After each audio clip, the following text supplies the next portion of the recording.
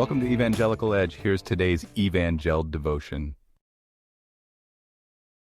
Today's scripture reading is Luke chapter 15, verses 11 through 32. And Jesus said, "A man had 2 sons. The younger of them said to his father, 'Father, give me the share of the estate that falls to me.' So he divided his wealth between them. And not many days later, the younger son gathered everything together and went on a journey into a distant country.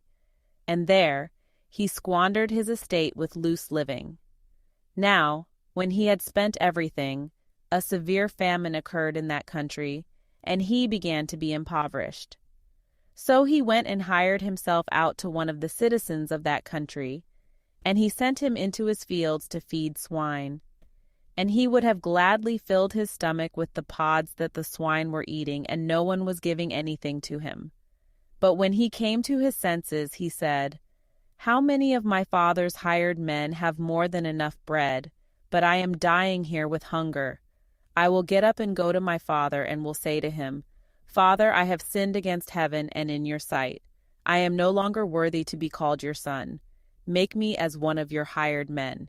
So he got up and came to his father. But while he was still a long way off, his father saw him and felt compassion for him, and ran and embraced him and kissed him.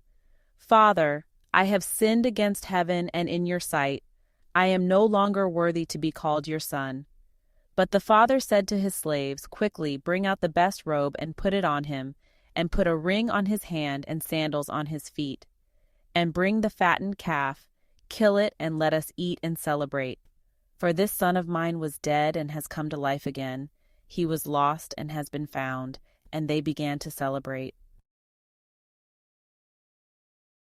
Now his older son was in the field, and when he came and approached the house, he heard music and dancing.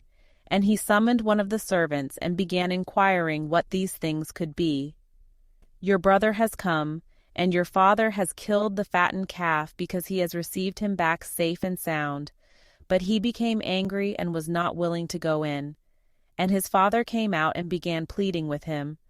But he answered and said to his father, 'Look, for so many years I have been serving you, and I have never neglected a command of yours.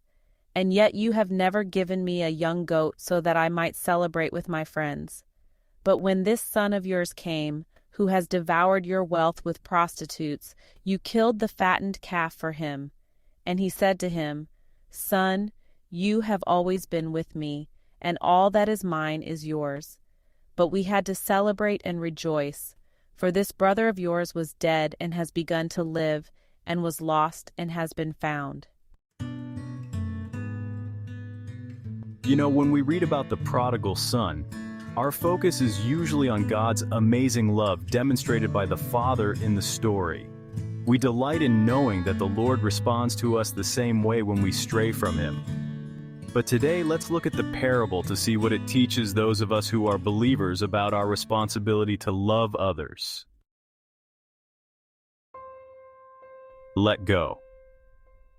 The father had every right to refuse his second son's foolish request, but he understood that the young man had already left home in his heart. There may be times when the most loving thing we can do is also the most difficult, to let a loved one go. When we try to control the outcome, we may actually get in God's way. Wait. Once we've let go, we must then wait patiently for God to do His work in that person's life. Did you notice the father didn't go to search for his son? He chose to trust God instead of trying to fix the situation and prevent the inevitable hard consequences of the prodigal's unwise behavior. The only way you can respond like this is to have confidence. Confidence in the Lord's good plans. He loves the other person more than you can know and understands the best way to reach him or her. Your job is to trust Him and obey Him and watch and pray until God brings the prodigal home. We hope you enjoyed today's scripture reading. Come back for more. New videos posted every day. Thank you for listening to Evangelical Edge. May God bless you.